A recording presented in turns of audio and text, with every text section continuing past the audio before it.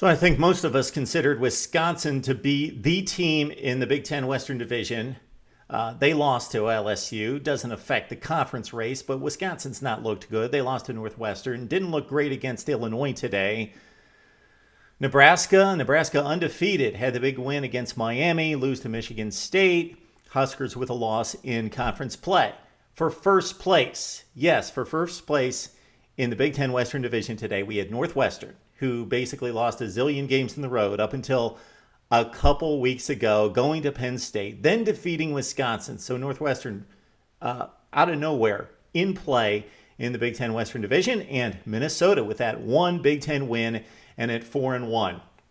Caught the last quarter of Minnesota and Northwestern. Here's what I've got for you, because this one I had to lock into in the last 7 or 8 minutes with everybody else blowing teams out. Florida State, Syracuse, Georgia, Missouri, and Texas, Oklahoma across the board, although the Longhorns made it close late. Northwestern drive, helped by 4 Minnesota penalties, ties the game at 17, 7.5 minutes left in the game.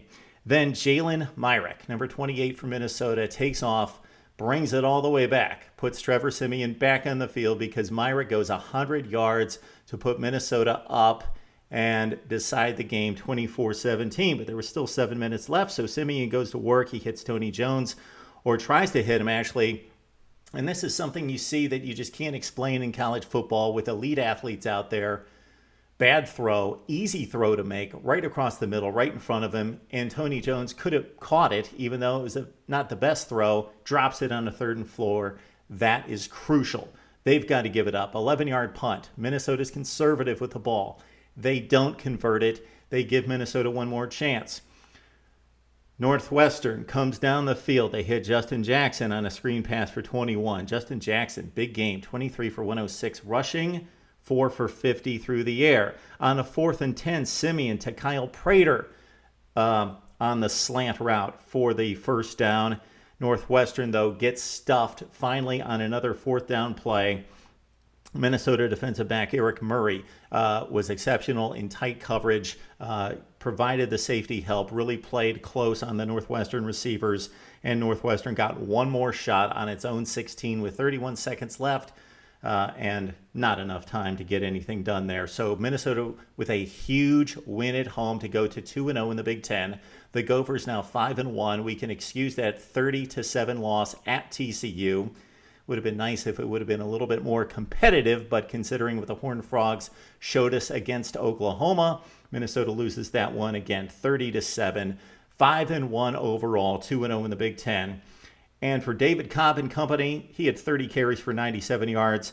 This is how it sets up. Got to win the next 2. They've got Purdue and Illinois. So Minnesota could be 7-1. And we talked about that in the preseason, that it was a backloaded schedule. Then, ouch, Iowa, Ohio State, Nebraska, and Wisconsin for the Gophers.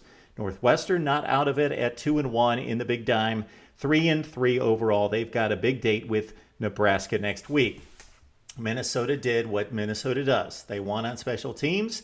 They win it 24-17 at home. They win it with strong rush defense. They make Trevor Siemian throw it 50 times in this game, completed 32. Minnesota made the tackles in the secondary to limit those 32 completions to just 269 yards for Northwestern. That's not much. 50 attempts for 269, just about 5 yards per attempt. That is very, very good for a pass defense. Mitch Leidner only threw it 15 times, completed 10, just the one pick. So he moved the chains for a $153 through the air. Minnesota again at 5-1. Coming up with Purdue and Illinois the next 2 weeks. Northwestern still in the race at 2-1 in the Big Ten. Have a date with Northwestern or with Nebraska next week for the Wildcats. Would love to hear what you have to say about the Big Ten Western Division race. Northwestern, Minnesota in the mix right here on Mark Rogers TV.